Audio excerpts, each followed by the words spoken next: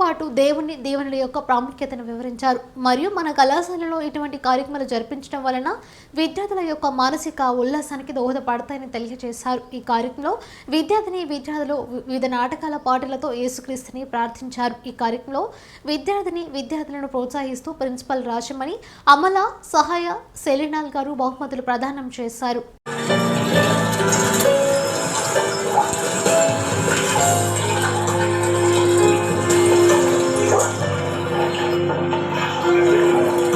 ఒకరోజు ఈ కన్యక యొద్దకు దేవుని చేత గాబ్రియేలు దూత పంపబడిన.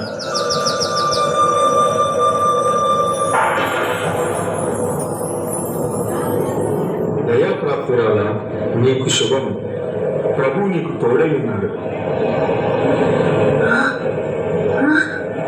ఏమిటో శుభవచనం? నిశ్శబ్ద ప్రధానమైన నాకు ఇంకే శుభవచనం ఇది? బాబో, ఏమిటి వెలుగు? నాకు చాలా భయంగా ఉంది. దేవా, నీ దాసురాలు, నీవే నన్ను కాపాడాలి. మరియా, భయపడకుండా, దేవుని వల్ల నీవు కృప పొందుతుంది. ఇదిగో, నీవు గర్భము ధరించి కుమారుని కను, ఆయనకు యేసు అని పేరు పెట్టు. ఆయన గొప్పవాడు, సర్వోన్నతుని కుమారుడు అనబడు.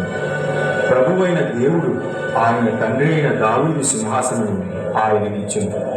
ఆయన యాకోబు వంశస్థులను యుగ యుగములు నేను, ఆయన రాజ్యం అంతము లేనిదై. నేను పురుషుని ఎరుగని దానిని, ఇది ఎలా జరుగును? పరిశుద్ధాత్మ నీ మీదికి వచ్చింది, సర్వోన్నతుని శక్తి నిన్ను కనుకొని గనుక పుట్టబోవు శిశువు పరిశుద్ధుడై దేవుని కుమారుడు అనబడు. దేవుడు చెప్పిన ఏ మాట అయినను నిరర్థకము కానిడు.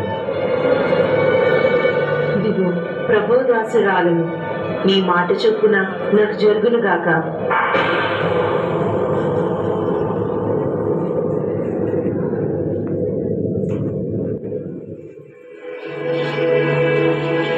ఇది కళ నిజమా? ఏంటి, నేను కన్యకను కదా? నా గర్భం నుండి శిశువు జన్మించటమా? ఇది ఆ దేవాది దేవుని కార్యమే. దీన్ని తప్పకుండా అంగీకరిస్తాను. దేవుని కార్యాలను గ్రహించలేని ఈ లోక దృష్టిలో నేను తప్పు చేసిన దానిలాగా కనిపించవచ్చు. కానీ సర్వమానవాళి రక్షణార్థమై దేవుని సంకల్పానికి లోబడి లోక రక్షకుడును ఈ లోకములకు అందించడం నాకెంతో భాగ్యం. ఈ కార్యంలో నాకెన్ని అవమానాలు వచ్చినా, చివరికి నా ప్రాణానికి ముప్పు వచ్చినా నేను వెనుదిరగను. నా ప్రాణం ప్రభువును ఘనపరచుచున్నది. దేవా, నిన్నే స్తుతిస్తున్నానయ్యా.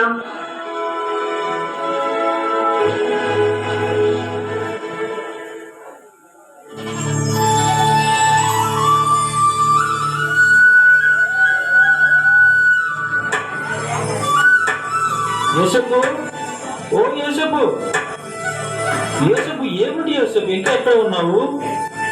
ఏమైంది యాకోబు? ఏమిటి హడావిడి? దేనికి ఎంత తొందర?